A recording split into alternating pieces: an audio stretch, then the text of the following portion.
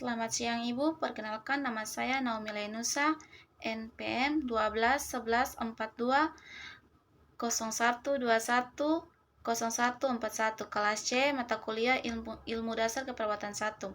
Dosen pengampun Ibu Grace Wakano, SCAP, MCAP, Fakultas Kesehatan, Program Studi Keperawatan, Universitas Kristen Indonesia Maluku, tahun 2021. Di sini saya akan menjelaskan sistem respirasi pada manusia. Sistem respirasi yang memiliki fungsi utama memperoleh oksigen dari atmosfer untuk digunakan oleh sel tubuh dan mengeluarkan karbon dioksida yang diproduksi oleh sel.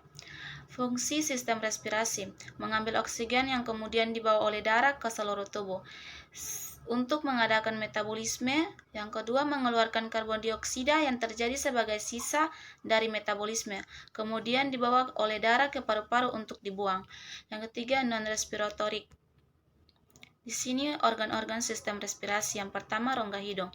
Rongga hidung fungsinya preventif. Yang pertama, bulu hidung sebagai penyaring debu. Yang kedua, silea yang menyaring partikel benda asing. Hanya udara berpartikel ke-4 sampai ke-6 mikro yang bisa masuk ke bawah. Fungsi lubrikasi, jalan nafas menjadi tidak kering karena lubrikasi dari kelenjar submukosa dan sel goblet.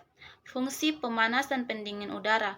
Sirkulasi di dalam rongga hidung yang berfungsi sebagai konduksi dari panas dan adanya berputar udara inspirasi dan ekspirasi. Yang pertama, faring. Faring sering juga disebut sebagai tenggorokan bagian atas manusia. Faring ini dibentuk seperti tabung dan letaknya di belakang rongga hidung.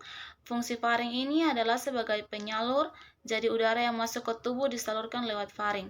Ia adalah untuk mentransfer makanan dari mulut ke dalam tubuh dan bisa juga menghangatkan atau melembabkan dan menyaring udara sebelum bergerak ke trakea. Yang kedua, laring. Laring sering disebut juga sebagai kontrak suara dan letaknya berada di persimpangan faring. Laring memiliki dua pita suara yang bertugas memproduksi suara.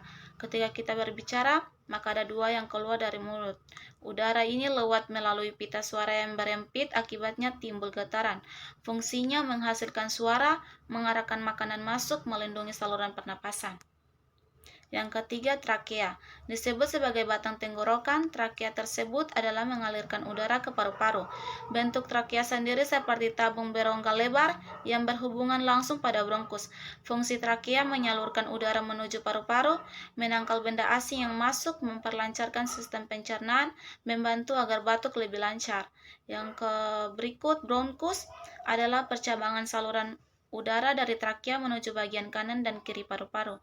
Bronkus dan broncholius adalah bagian dari saluran nafas yang memiliki fungsi penting dalam mengalirkan udara, baik yang mengarah ke paru-paru maupun yang keluar dari paru-paru. Fungsi bronkus adalah menghubungkan saluran pernapasan atas dengan paru-paru, memastikan suplai oksigen ke dalam tubuh, menghalau atau masuknya partikel asing ke dalam paru-paru. Yang berikut, broncholius adalah cabang bronkus yang bertugas menyalur udara ke alveoli. Fungsi terjadi pertukaran udara antara oksigen yang akan diedarkan ke seluruh tubuh dan karbon dioksida yang harus dikeluar dari paru-paru. Yang berikut, paru-paru. Paru-paru sendiri letaknya berada di dalam tulang rusuk dan jumlahnya sepasang. Paru-paru merupakan tempat penampung udara sehingga oksigen tersebut bisa disalurkan ke tubuh. Oksigen yang terdapat pada udara tersebut akan dialirkan ke pembuluh darah. Pekerjaan ini dibantu oleh jantung, demikian tubuh manusia bisa tetap bekerja. Yang berikut, alveolus. Pada paru-paru terdapat kantung kecil yang disebut sebagai alveolus.